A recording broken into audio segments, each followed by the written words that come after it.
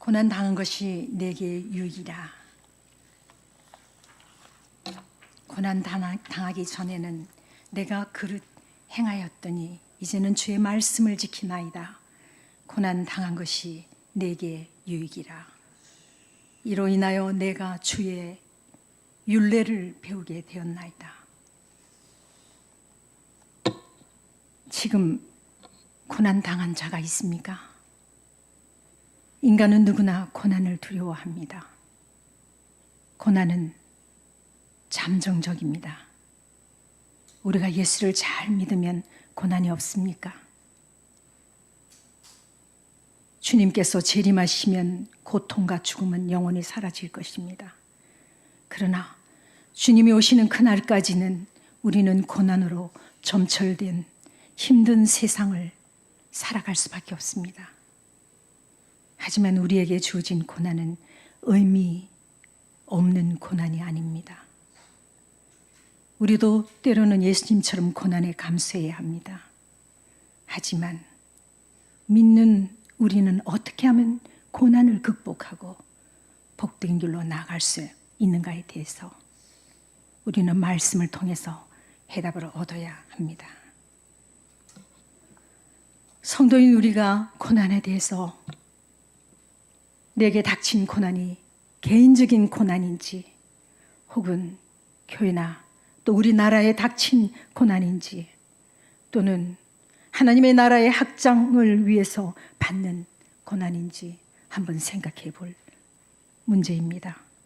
그러나 분명한 것은 고난 끝에는 반드시 행복이 있다는 것입니다. 히브리서 12장 2절에서 보면은 예수님께서도 장차 있을 기쁨을 위하여 십자가 상에서 수치를 참으셨다고 말씀하고 있습니다.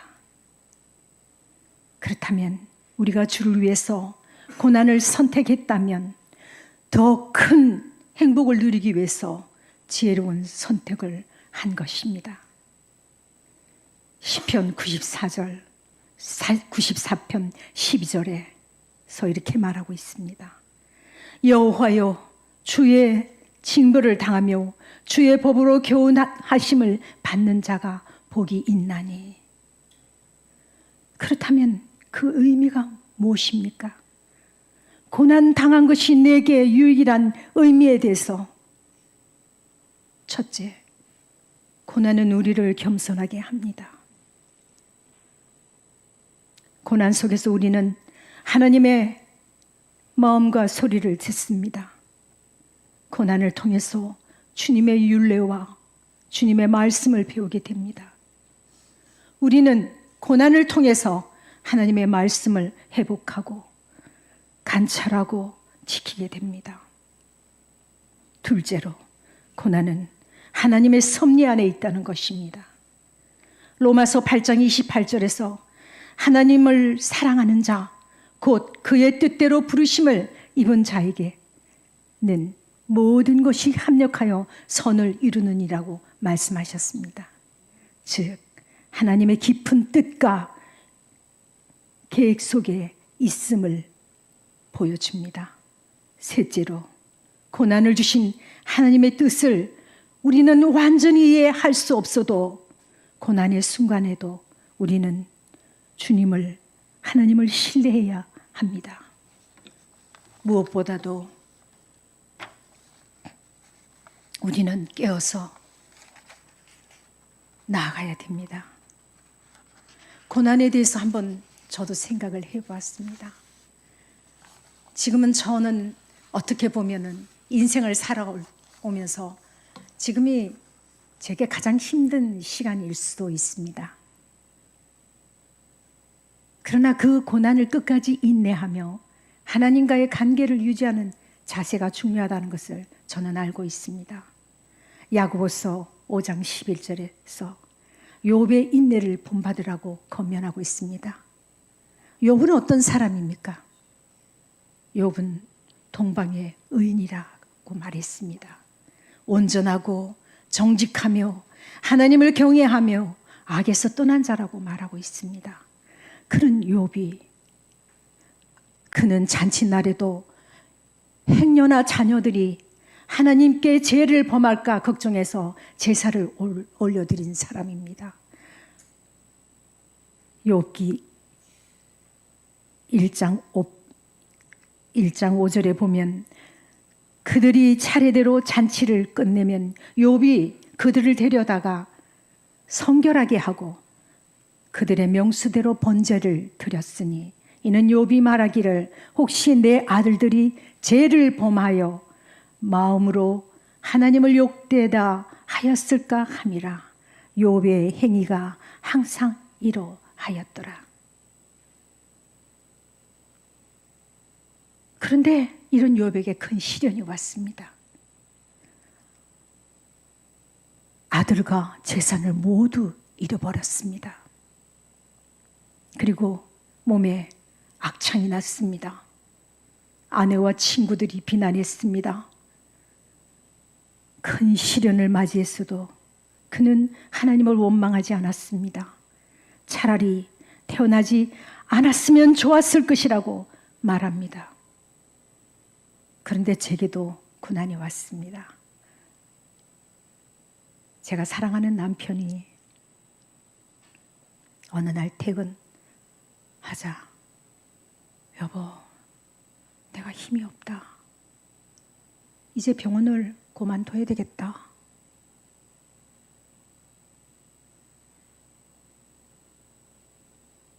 그렇게 말씀하시는 거예요. 한 달 동안만 내가 그래도 병원에 나가고 그 뒤에 내가 쉬어야 되겠어. 그때 내 나이가 60이에요. 한참 잘 나가는 나이입니다. 그동안은 승승장구했었습니다. 나는 예수를 믿어도 참 행복한 사람이었습니다. 모든 것을 다 가졌습니다. 모든 것을 다 누렸습니다. 예수 안에서 전도도요 1등이고요. 기도도 1등이고요.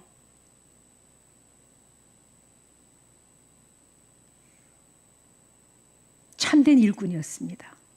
그것도 부족하여서 제가 수영로 교회를 8년간도 섬겼지 않습니까? 저는 그렇게 생각했습니다. 그래서 밤늦게까지 사역을 하고 2시에 집으로 들어간 적이 아주 많았습니다. 그때도 제 남편은 정말 큰 산처럼 버팀목처럼 저의 단단한 큰 벽이었습니다. 그 버팀목이 쓰러진 것입니다. 그때 제가 한거했습니다. 하나님께. 하나님, 이게 뭐예요? 이게 뭐예요?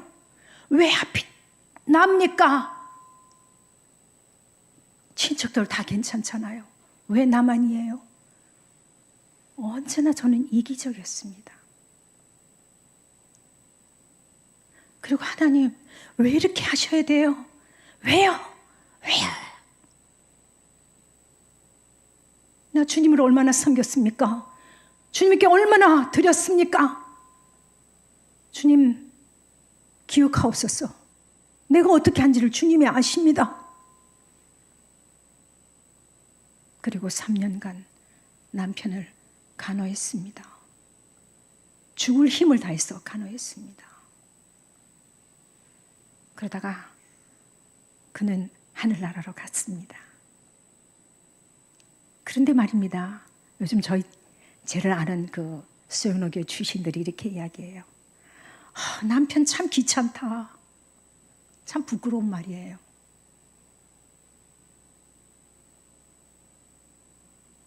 그래서 제가 늘 이야기합니다.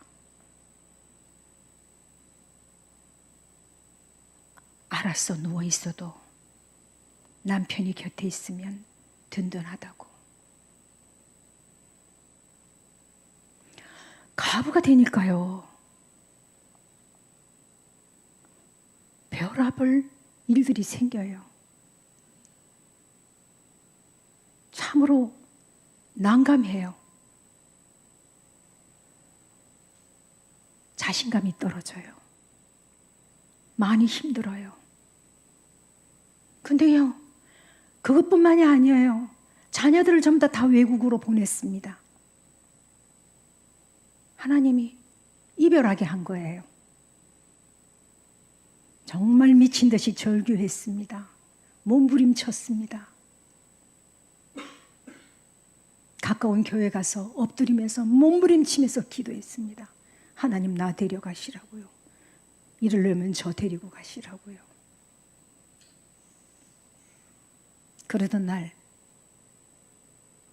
불평불만을 하니까 차를 몰고 가다가 뒤에서 차가 저를 갖다가 교통사고가 났어요. 또 그러고 강안대교를 가면서 저는 얼마나 평생에 울었던 것을 보다도 더 많은 울음을 울었습니다. 정말 눈이 맹인이 되는 줄 알았어요. 시각장애인이 되는 줄 알았어요. 너무 많이 울었어. 안개가 낀 강안대교를 악셀레드를 밟아요. 그 안개 속에서 나를 던져버리고 싶었던 것입니다. 그리고 파도 앞에 섰습니다. 하나님, 저 데리고 가세요. 저 데리고 가세요. 저 데리고 가세요. 그러다가 코로나가 터졌습니다. 이제는 부르짖을 교회가 없어요. 몸부림칠 데가 없어요. 그래서 저녁마다 가서 교회에서 몸부림치면서 하나님 앞에 토로했는데 기도원도 문을 닫았어요. 정말 죽을 것만 같더라고요. 공황장애가 올 정도로 너무너무 힘들었었습니다. 그러다가 진주 기도원을 가게 된 거죠. 그곳에서 3년을 제가 훈련을 받았습니다. 진주 기도원 내 수준에 맞지 않았어요. 이상한 사람들이 너무 많아요. 전 수영로 교회와 제가 다니던 교회는 너무 고상한 교회인데 거기는 이상한 사람들만 다 모인 것 같아요. 근데요, 하나님께는 그곳에서 나를 통돌이 속에서 함께 그냥 세탁물처럼 돌리신 거예요. 그곳에서 3년을 생활하면서 저에게 희락을 배웠습니다. 감사를 배웠습니다.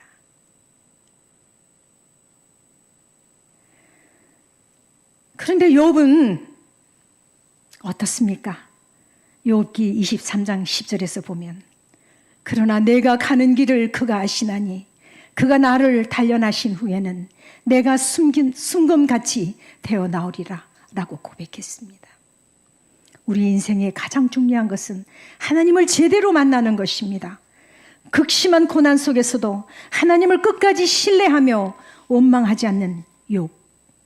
결국 하나님은 그의 믿음을 인정하시고 회복을 허락하셨습니다.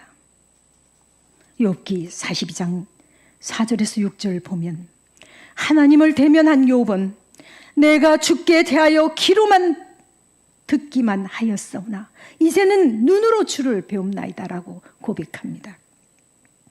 마찬가지로 우리의 신앙도 단순한 지식이 아니라 하나님과의 인격적인 만남 속에서 신앙이 깊어져야 하는 것입니다.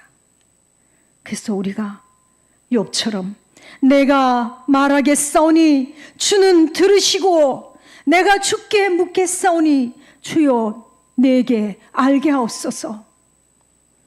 내가 주께 대하여 귀로만 듣기만 하였사오나 이제는 눈으로 주를 배움나이다. 그러므로 내가 스스로 거둬들이고 티끌과 재 가운데서 회개하나이다 라고 고백합니다. 마찬가지로 우리가 기도할 때도 이러한 자세여야 됩니다. 주님, 나의 기도 들어주시옵소서. 주님, 이 모든 이 고난 고난의 이유가 무엇인지 주님 묻겠사오니 나로 하여금 알게 해 주시옵소서. 주께 대하여 귀로 듣기만 하였사오나 이제는 주님을 만나는 그 시간들이 되어야 되는 것입니다. 그래서 스스로 자신을 거둬들이는 자세, 티끌과 재 가운데서 주님 앞에 회개하는 그러한 자세를 가져야 합니다. 어찌 보면 고난은 하나님을 만나는 거룩한 통로입니다. 우리 인생은 하나님 만나는 것에서부터 시작됩니다. 신앙 안에서 빚어진 슬픔은 하나님께 의지하고 위로받고 또 그로 인해서 이겨내게 됩니다. 욥이 기도로 경배하고 찬양하는 예배를 드릴 때 땅에 엎드리는 그 행동, 철저하게 내 자신을 내려놓고 하나님께 의지만 하면 된다는 것입니다. 우리가 드리는 이 오후 예배, 오전 예배, 모든 공공 예배는 하나님을 만나는 자리입니다. 하나님의 뜻을 이해하면서 하나님의 이야기를 풀어가는 과정입니다. 우리가 살면서 얻게 되는 것은 하나님의 축복이 아니라 이렇게 되는 것도 하나님의 축복이라는 것을 알아야 됩니다. 저는 상실의 아픔을 느끼고 또 내가 가진 그 재산들 다 스스이 하나씩 잃게 될 때, 코로나를 통하여 자녀들을 만나보지도 못하고요, 홀로 외로이 강야길로 하나님께서 나를 걷게 하신 겁니다. 그러나 하나님은 저를 홀로 걷게 하시지 않으셨습니다. 언제나 함께 하셨습니다.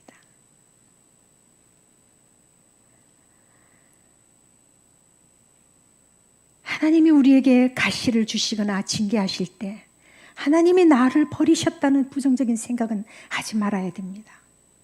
언제나 하나님께서 함께 하신다는 것을 믿고 그 하나님을 붙들고 전적으로 의지해야 합니다. 엎드려 기도하면 성실하신 우리 하나님은 우리의 죄를 사해 주시고 또 받아주시고 회복시켜 주십니다. 그런데요, 상실하고 나니까요, 걱정되는 게 없어요. 더 이상 걱정되는 게 없어요. 뺏길 게 없을 것 같아요. 이제는 하나님이 채워주세요. 하나님이 함께 해주세요. 이제는 모든 빽이 하나님이 나의 빽입니다.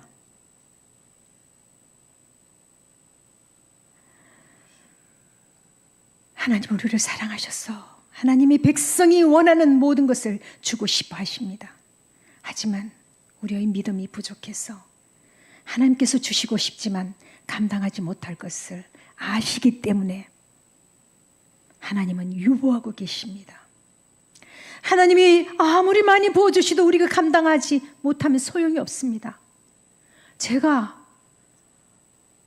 여러 교회를 다녔지 않습니까? 고신교회에서부터 수영로 교회까지 오기까지, 그리고 그 이후에 제가 수영로 교회를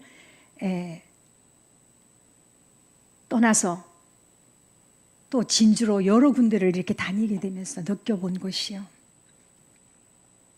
많은 사람들을 만나지 않았습니까? 하나님이 많이 부어주시니까 사람들이 교만해집니다. 하나님을 떠나게 됩니다. 그들의 입에서는 우리가 지난주에 얘기했듯이 그들은 영의 사람이 아니고 어느새 육의 사람이 되어 있더라고요. 우리가 대화 가운데 들어보면은 그 사람을 우리가 진단할 수 있습니다. 저 사람 입에서 어떤 이야기가 많이 나오는지. 그래서 저는 사람들을 가까이 하지 않습니다. 왜요? 오히려 하나님과 더 독대하면서 하나님하고 깊은 시간을 가지기를 원합니다. 저는 체력이 약해서 쉽게 방전되는 스타일이에요. 막 열정을 가지고 주님이 붙드실 그 시간에는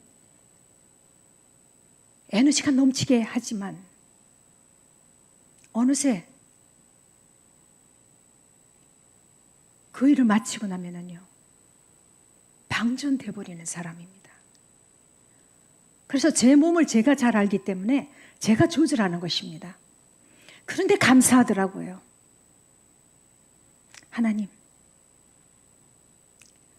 몸이 힘드니까요, 몸이 약하니까요, 의지할 분은요, 하나님밖에 없으신 거예요.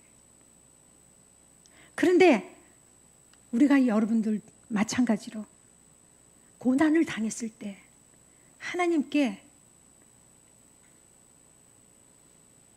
추억하소서, 기억하소서, 불쌍히 여기소서, 하나님 나를 기억하여 주시옵소서, 하나님 나를 추억하여 주시옵소서 라고 말할 수 있는, 변명할 수 있는 이야기거리가 있어야 돼요.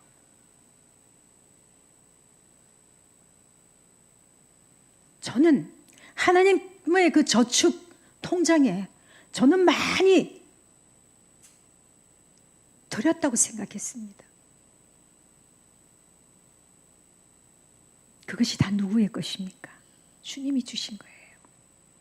주신 이도 여호와시고 그것을 거두어 가시는 이도 여호와십니다. 주셨을 때 감사함으로 드려야 됩니다. 저는 생각할 때 제가 잘했다고 생각이 되는 일들은요, 결혼하고 얼마 되지 않아서 하나님께서 3가지 기도 제목 다 들어주셨거든요. 온 가족이 구원 받는 것, 그 다음 하나님 믿는 남편 만나게 한 것,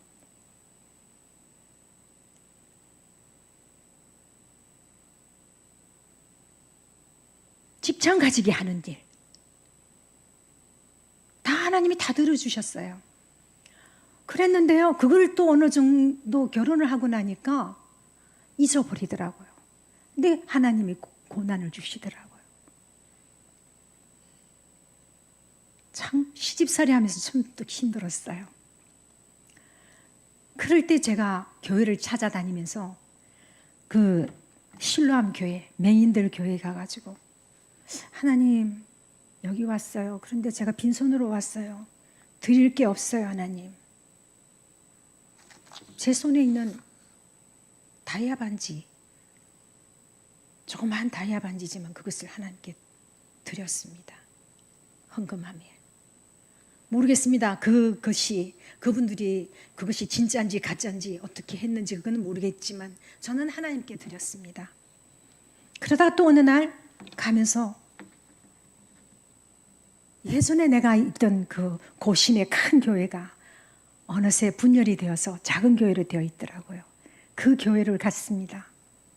하나님, 제가 이 교회가요, 성가대에 가운이 없는 것 같은데 하나님, 제가 헌금하고 싶어요. 그래서 그 수표를 갖다가 이렇게 넣어가지고 봉투함에 넣어가지고 헌금함에 넣고 나온 적이 있습니다. 그 작은 일들 하나님은 기억하셨고 내가 힘들 때 그것을 하나님 앞에 톳을 할 수 있었다는 것이죠. 하나님, 나 전도 많이 했어요. 온천교회 다닐 때 제가 전도 왕이었어요.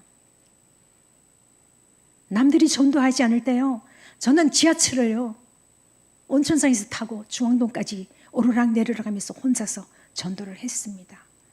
그것도 의사 부인입니다. 고상한 여자입니다. 제 돈 들여가면서 제가 열심히 했습니다. 왜요? 주님이 주신 기쁨은요, 이루 말할 수 없으니까요. 왜요? 때로는 주님이 고난을 주셨기 때문에 내가 저녁에도 교회 나서 엎드리면서 기도하게 하고요.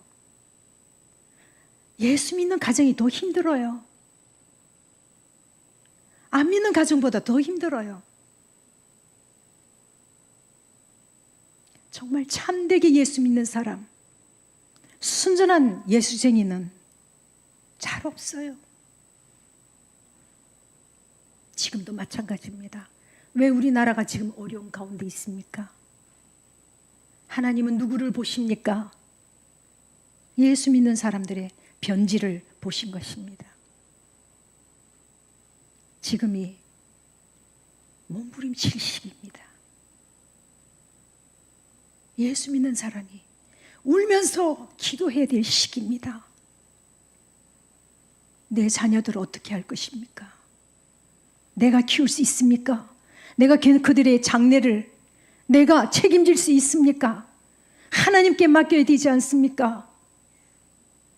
뒹굴어야 돼요. 내 손주, 손녀들 다 어떻게 하실 건가요?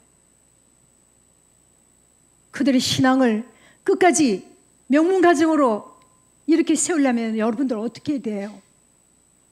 그런데 말입니다. 교회에서 이렇게 열심히 봉사하고 그 일을 하면은 그 걱정 안 해도 된다는 거예요. 누가 대신해 주십니까? 하나님이 대신해 주십니다. 나는 주의 일을 하고 주께서 내 일을 하신다. 그보다 든든한 백이 어디 있습니까? 자, 고난을 극복하며 승리하는 영적인 진리의 길은 무엇입니까? 또 우리가 성령의 역사 가운데서 가져야 할 올바른 의식은 무엇입니까? 믿는 자에게는 능치 못할 일이 없다는 의식과 믿음입니다. 첫 번째, 믿는 자에게는 능치 못할 일이 없다는 의식과 믿음입니다. 그렇다면 마가복음 9장 23절에 예수께서 이르시되 할 수 있거든이 무슨 말이냐? 믿는 자에게는 능히 하지 못할 일이 없느니라 하셨습니다. 하나님은 전지전능하신 분이고 절대 주권을 가지신 분이고 하나님에게는 불가능이 없다는 의식, 믿는 사람은 그 하나님이 함께 하시기 때문에 불가능이 없습니다.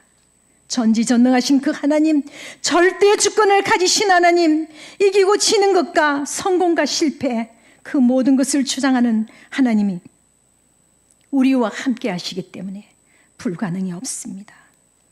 우리 인생 앞에 아무리 지금과 같은 홍해가 놓여 있어도 하나님이 함께 하시면 불가능이 없습니다. 홍해를 갈라 바다가 육지로 만드신 크신 하나님은 지혜가 크시고 능력이 크시고 사랑이 크시고 생각이 아주 크신 하나님이십니다.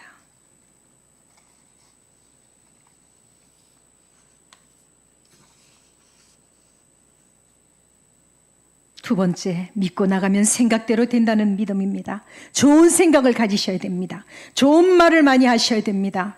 나쁜 생각은요, 누가 주는 것입니까? 나쁜 생각은 마귀가 줍니다.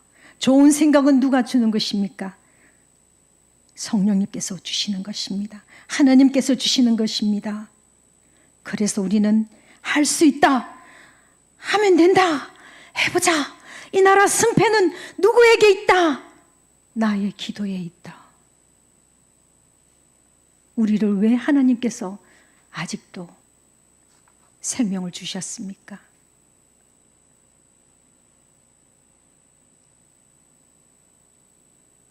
할 수 있다 하면 된다.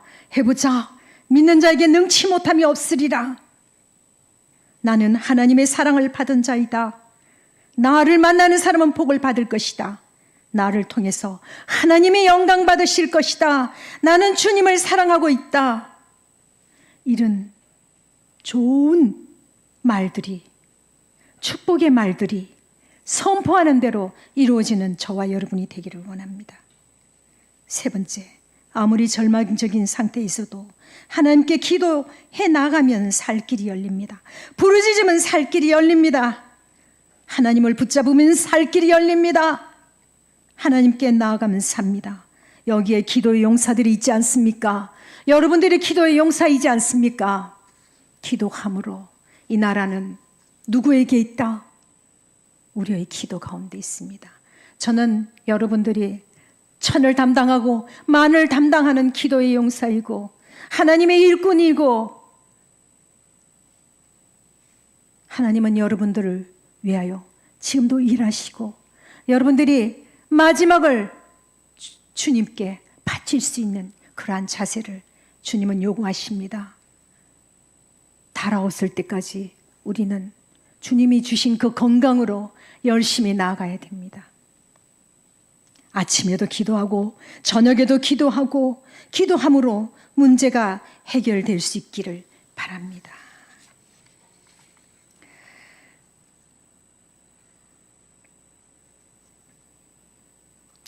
다시 한번 우리가 요약하면은 하나님께서 우리를 징계하시는 목적은 하나님께서 우리에게 징계하시는 그것은 우리를 사랑하시기 때문이라는 것입니다.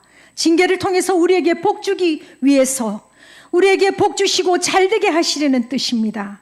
그래서 우리는 정신을 차리고 성숙해지고 더 겸손해지고 더 기도하는 것입니다. 이것은 축복을 이루게 하는 것입니다.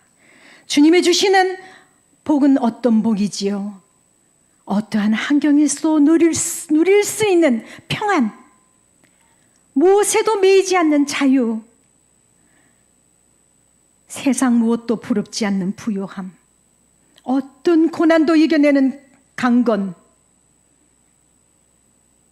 나만을 부르심에 따라 나만이 가지고 있는 그 주님께서 주신 그 사명, 죽음도 두렵지 않는 용기와 믿음, 허무와 죽음까지도 이겨내는 영생, 예수의 그 이름, 복음이란 그 단어만 들어도 가슴이 벅차오르는 복.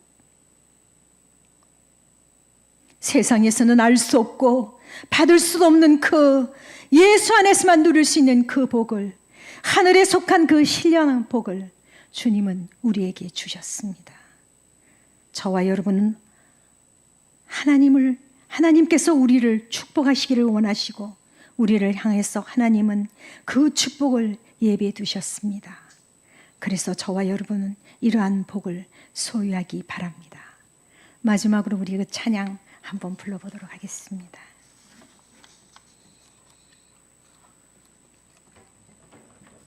할 수 있다 해보자.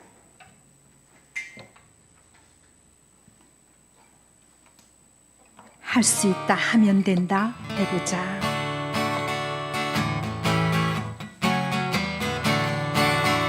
손뼉 치면서요. 할 수 있다 하면 된다 해보자. 믿는 자에게는 능치 못함이 없으리라. 나는 부족해도 나는 약해도 주님 도와주시니 의심 말고 두려워 말라. 기적이 일어난다. 말씀 안에서 믿음 안에서 할 수 있다 해보자. 할 수 있다 하면 된다 해보자. 믿는 자에게 능치 못함이 없으리라. 믿음 가지고 꿈을 가지고 주님 바라보아라. 성령님이 도와주신다. 좋은 일 일어난다. 말씀 안에서 믿음 안에서 알 수 있다 해보자. 알 수 있다 하면 된다 해보자. 믿는 자에게 능치 못함이 없으리라. 기도하면서 찬양할 때에 주님 함께 하신다.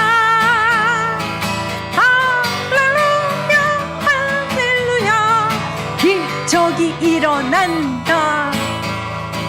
말씀 안에서 믿음 안에서 알 수 있다 해보자. 아멘.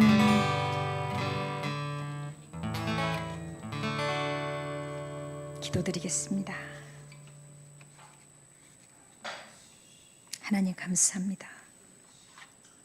우리를 통해 영광 받으시길 원하시는 주님, 우리에게 축복을 예비하신 주님, 주신 말씀대로 우리 해온노 교회 식구들이 하나님 마음에 합한 자가 되기를 원합니다. 그리하여 우리가 내 가족, 내 자신을 위해서가 아닌 죽어가는 영혼들을 위해 전도하며 봉사하고 선교하고 구제하는 데 열심을 다하게 새 힘을 주옵소서. 무엇보다도 해온노 교회의 건석 모두가 믿음의 부요와 함께 물질의 부요의 복을 받아 땅끝까지 주의 복음을 위해 한국교회 부흥을 위해 마음껏 사용할 수 있게 도와주시옵소서. 귀하신 우리 주님의 이름으로 기도드리옵나이다. 아멘.